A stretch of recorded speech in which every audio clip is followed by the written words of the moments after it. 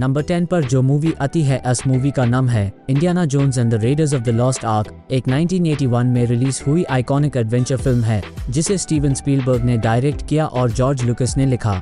इस फिल्म की कहानी 1936 में शुरू होती है जब doctor Indiana Jones, Harrison Ford, एक आर्कियोलॉजिस्ट और एडवेंचरर, नाजी पार्टी के साथ मिलकर एक powerful religious artefact ark of the covenant को ढूंढने की कोशिश करता है। इंडी अपने पुराने दोस्त साला, जॉन रिस डेवीज और लव इंटरेस्ट मरियन रेवनवुड, करे एलन के साथ Nazi villain major Toht, Ronald Lacey और बेलुक, पॉल फ्रीमैन से टकराता है। उनका मिशन यह है कि अर्क को नाजियों से बचा कर रखें क्योंकि वो इसका इस्तेमाल अपनी शक्ति को बढ़ने के लिए करने की कोशिश कर रहे हैं। इस फिल्म में एक्शन, एडवेंचर और सुपरनैचुरल एलिमेंट्स को जबरदस्त तरीके से मिक्स किया गया है। फिल्म के क्लाइमैक्स में अर्क की खोज और उसके शक्ति के प्रदर्शन में एक मजेदार ट्विस्ट होता है। Readers of the lost ark एक क्लासिक फिल्म है जो एडवेंचर और आर्कियोलॉजी को एक साथ लाते हैं और इंडियाना जोन्स का कैरेक्टर हमेशा यादगार रहता है। नंबर 9 पर जो मूवी आती है इस मूवी का नाम है मैड मैक्स फ्यूरी रोड। एक 2015 में रिलीज हुई पोस्ट अपोकलिप्टिक एक्शन फिल्म है जिसे जॉर्ज मिलर ने डायरेक्ट किया। इस फिल्म की कहानी फ्यूचर में एक दुनिया में है जहां सिविलाइजेशन बिखर चुकी है और रिसोर्सेज के लिए संघर्ष हो रहा है। इस दुनिया में मैक्स रॉकेटांस्की, टॉम हार्डी, एक लोनर और फॉर्मर पुलिस ऑफिसर, अपनी जिंदगी बचाने की कोशिश करता है।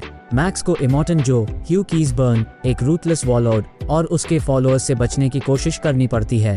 एक दिन मैक्स इम्पेरेटा फ्यूरियोसा, शार्लिस थेरन के साथ जुड़ जाता है जो इमॉर्टन जो के पास से उनकी प्रिजनर्स को बचाने के लिए भाग रही है। यह मिशन एक अद्भुत कार चेज और एक्शन सीक्वेंसेस से भरा हुआ है। फिल्म का मूल उद्देश्य इमॉर्टन जो के टिरनी से मुक्ति और एक बेहतर दुनिया की ओर बढ़ना है। मैक्स, फ्यूरियोसा और उनकी टीम एक पावरफुल फेमिनिस्ट मैसेज के साथ मिलकर अपनी मंजिल तक पहुंचते हैं। मैड मैक्स फ्यूरी रोड एक visually stunning, high octane action film है जिसका पोस्ट अपोकलिप्टिक वर्ल्ड और स्ट्रॉन्ग कैरेक्टर्स ने ऑडियंसेस को प्रभावित किया। यह फिल्म ने कई अवार्ड्स जीती और एक नया मैड मैक्स यूनिवर्स का दर्जा हासिल किया। नंबर 8 पर जो मूवी आती है इस मूवी का नाम है डाई हार्ड। एक 1988 में रिलीज हुई एक्शन थ्रिलर फिल्म है जिसे जॉन मैकटियर्नन ने डायरेक्ट किया। इस फिल्म की कहानी न्यूयॉर्क के कॉप जॉन मैक्लेन, ब्रूस विलिस के चैप्टर के आसपास घूमती है।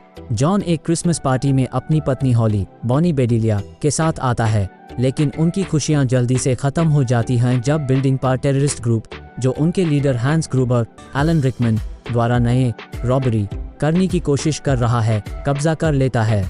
जॉन एक अकेले कॉप के रूप में बच गया है और वो गरीबियों में फंसा है। उसका मिशन है अपने पत्नी को बचाना और ग्रूबर के साजिश को रोकना। फिल्म के दौरान जॉन ने बिल्डिंग के अंदर से टेररिस्ट से लड़ाई की, एक ही इंसान के तौर पर। डाई हार्ड एक क्लासिक एक्शन फिल्म है जिसे उनके खुद के तरीके से ब्रूस विलिस ने आइकॉनिक बना दिया।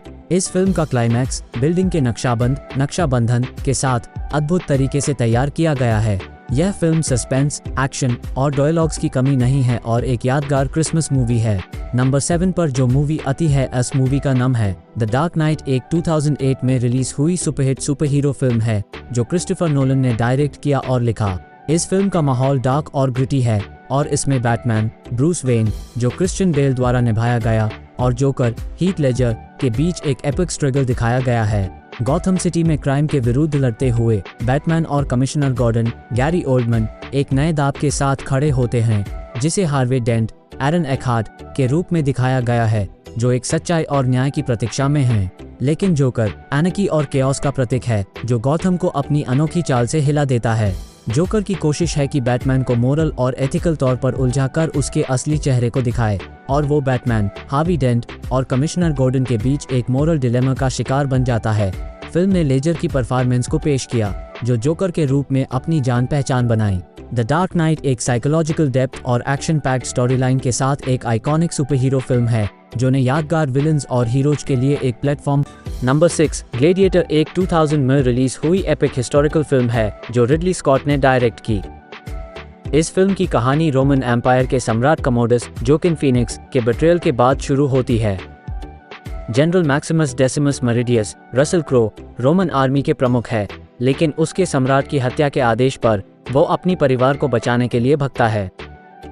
उसका लक्ष्य सम्राट के खिलाफ बदला लेने का होता है। मैक्सिमस ग्लेडिएटर के रूप में आकर्षण प्राप्त करता है और कोलोसियम में भरी तालियां पा लेता है। वहां उसका हुनर और वीर गाथाओं में उसको सम्मान और प्रशंसा लाता है। उसकी लड़ाई और युद्ध के दौरान वो सम्राट के खिलाफ उठकर आखिरी समुराई ग्लैडिएटर बनता है।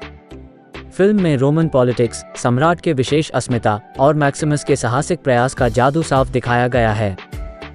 मैक्सिमस की लड़ाई और उसके न्याय के लिए की गई संघर्ष ने व्यूअर को प्रभावित किया। फिल्म ने मूल समय पर बेस्ट पिक्चर का ऑस्कर जीता और एक यादगार हिस्टोरिकल एपिक बन गया।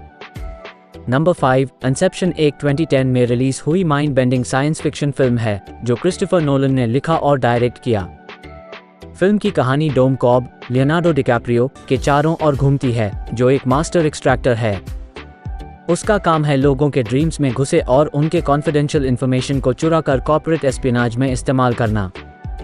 लेकिन उसकी जिंदगी में एक पर्सनल ट्रेजेडी भी जुड़ी है जो उसको गिल्टी फील कराता है। एक ऐसे ऑफर के बाद जिसे पूरा करने के बदले में उसको अपनी जिंदगी वापस मिल सकती है, कॉब एक नए काम के लिए तैयार होता है। इस काम में उसको आइडिया इम्प्लांट करने इंसेप्शन की कोशिश करनी पड़ती है, जो एक मुश्किल और रिस्की टास्क है। कॉब और उसकी टीम, जो Arthur, Joseph Gordon Levitt, Ariadne, Ellen Page, Eames, Tom Hardy और सेटो केन वाटनाबे जैसे उस्तादों से मिलकर एक सपनों का लेबिरिंथ बनाते हैं, जहां उनको एक अनोखी दुनिया और कई लेवल्स ऑफ ड्रीम्स का सामना करना पड़ता है। फिल्म ने ड्रीम्स और रियलिटी के बीच के पति पत्नी लिम्बो को एक्सप्लोर किया और व्यूअर को एक माइंड बेंडिंग और इंटेलेक्चुअली स्टिमुलेटिंग सिनेमैटिक एक्सपीरियंस दी। इंसेप्शन एक विजुअल और नैरेटिव मार्वल है और उसका क्लाइमैक्स ने व्यूअर को समय तक सोचने पर मजबूर किया। नंबर 4, जुरासिक पार्क एक 1993 में रिलीज हुई साइंस फिक्शन एडवेंचर फिल्म है जो स्टीवन स्पीलबर्ग ने डायरेक्ट की। इस फिल्म में एक ऐसे दुनिया का पेश किया गया है जहां साइंटिस्ट्स ने प्रीहिस्टोरिक डायनासोर्स को दोबारा से जिंदगी दी है। कहानी जॉन हैमंड, रिचर्ड एटनबरो के एग पार्क के आसपास घूमती है, जिसे उन्होंने जुरासिक पार्क नाम दिया है। पार्क में असली जमानेदार ऑथेंटिक डायनासोर्स को देखने का मौका मिलता है। लेकिन जब एक ग्रुप साइंटिस्ट्स और विजिटर्स पार्क आते हैं, तब कुछ गलतियां हो जाती हैं और डायनासोर्स भागकर उनको भटक जाते हैं।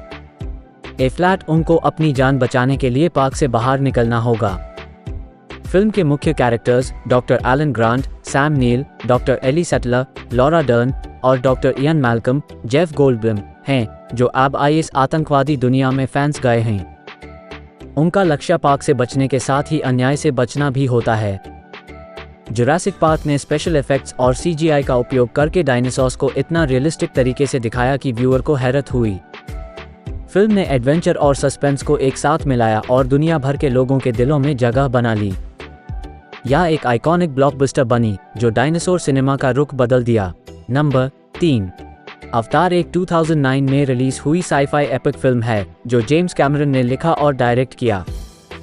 फिल्म की कहानी 2154 में पंडोरा, एक वीरान प्लेनेट पर घूमती है, जहां मनुष्यान एक अनमोल मिनरल अनब्टेनियम के पीछे हैं। Corporation RDA resources development administration अपने प्रॉफिट के लिए पंडोरा के indigenous originally belonging to the land लोगों नावी के खिलाफ अनब्टेनियम निकलने की कोशिश कर रही है। जेक सली, सैम वर्थिंगटन, एक पैराप्लीजिक जो दोनों पैरों से चलने की क्षमता हार चुके हैं, फॉर्मर मरीन है जिसे अवतार प्रोग्राम में भर्ती किया जाता है। उसका अवतार नाइवी बनाकर उनके समाज और जिंदगी को समझने की कोशिश करता है। लेकिन जब जेक पंडोरा की खूबसूरती और नाइवी की सभ्यता से प्यार करने लगता है तो उसका लॉयल्टीज बदल जाते हैं। फिल्म में नेटियरी, जोई साल्डाना एक नाइवी वॉरियर के रूप में जैक की गुरु बनती है और उनको उनकी धरती को बचाने की लड़ाई में शामिल होने की प्रेरणा मिलती है। जैक और नेटियरी के साथ दूसरे एवेटार्स और साइंटिस्ट्स पंडोरा के नेचुरल ब्यूटी और नाइवी की संस्कृति को बचाने की कोशिश करते हैं, जब कॉरपोरेशन और मिलिट्री उनके विरुद्ध आक्रमण करती हैं। अवतार ने एडवांस 3D टेक्नोलॉजी का इस्तेमाल किया और एक नए दुनिया का चित्रण किया, जहां एनवायरमेंटलिज्म और इंडिजिनस राइट्स की भावना को उजागर किया गया। यह फिल्म एक बड़े स्केल पर एपिक एडवेंचर है जो व्यूअर को पंडोरा के सौंदर्य, सामाजिक संदेश और एक्शन से भरपूर कहानी सुनाता है। Number 2, pirates of the Caribbean the curse of the black pearl एक 2003 में रिलीज हुई एडवेंचर फिल्म है जिसे गोरे वर्बिंस्की ने डायरेक्ट किया। फिल्म की कहानी 18th सेंचुरी के कैरिबियन में होती है, जहां captain Jack Sparrow, Johnny Depp, एक व्यक्ति है जो स्वाभाविक रूप से जरा अजीब है। जब उसका दूसरा व्यक्ति विल टर्नर, ऑर्लैंडो ब्लूम, अपनी प्यारी एलिजाबेथ स्वान, कीरा नाइटली को pirate captain actor Barbossa, Geoffrey Rush के हवाले करने की कोशिश करता है तो जैक स्पैरो एक ऐसे मिशन पर निकलता है जिसके दौरान वो उनके साथ जुड़ता है। बाबोसा और उसकी क्रू एक भयानक लाशों के साथ एक लाभ कमाने वाले आभूषणों को ढूंढते हैं, लेकिन अन पर एक प्रलय की श्राप है जो उन्हें बंदर में बदल देता है। इसका मतलब है कि उन्हें अमर हो जाने के लिए आज़ादी पाने की इच्छा होती है। विल, एलिजाबेथ और जैक को अब ये कर्स तोड़ना पड़ेगा। फिल्म में एडवेंचर, कॉमेडी और सुपरनैचुरल एलिमेंट्स है। जैक स्पैरो का खास तरीके से दिखाया गया है और उसकी कला और मिजाज ने यूज एक आइकॉनिक कैरेक्टर बना दिया है। Pirates of the Caribbean, the curse of the black pearl एक स्वॉशबकलिंग एडवेंचर है जो ने ऑडियंस को स्वाभाविक हंसी और एक्साइटिंग एक्शन से भरपूर कहानी सुनाता है। नंबर 1 पर जो मूवी आती है उस मूवी का नाम है the Lord of the rings, the fellowship of the ring. एक 2001 में रिलीज हुई फैंटेसी एपिक फिल्म है जिसे पीटर जैक्सन ने डायरेक्ट किया। फिल्म की कहानी मिडिल अर्थ में होती है जहां एक पावरफुल रिंग, वन रिंग, जिसका शक्ति से पूरी दुनिया को काबू कर सकते हैं, दुनिया के शांति और सुरक्षा के लिए एक महासंघ फेलोशिप द्वारा ढूंढा जाता है। रिंग का मालिक डार्क लॉर्ड साउरॉन साला बेकर यूज वापस पाने की कोशिश करता है, लेकिन एक hobbit Frodo Baggins Elijah Wood इस रिंग को सुरक्षित तौर पर लेकर उससे बचाने का जिम्मेदार बनता है। उसके साथ उसके दोस्त Samwise Gamgee, Sean Astin, Merry Brandybuck, Dominic Monaghan और पिपन टुक, बिली बॉयड भी होते हैं। फ्रोडो और उसके साथी जैसे Aragorn, Viggo Mortensen, Legolas, Orlando Bloom, Gimli, John Rhys Davies, Boromir, Sean Bean, Gandalf, Ian McKellen और दर्स एक डेंजरस और एडवेंचरस जर्नी पर निकलते हैं जहां उनको डार्क लॉर्ड, ऑर्क्स और अन्य दुश्मनों से लड़ना पड़ता है। फिल्म एक महासंघ की शुरुआत से लेकर एक एपिक वॉर और मिडिल अर्थ के विविध दुनिया का चित्रण करता है। इसका कहानी, दोस्ती, साहस और समर्पणशीलता के संदेश को प्रस्तुत करता है। यह एक मूल फिल्म है जो J.R.R. टॉल्किन की प्रसिद्ध the Lord of the ring series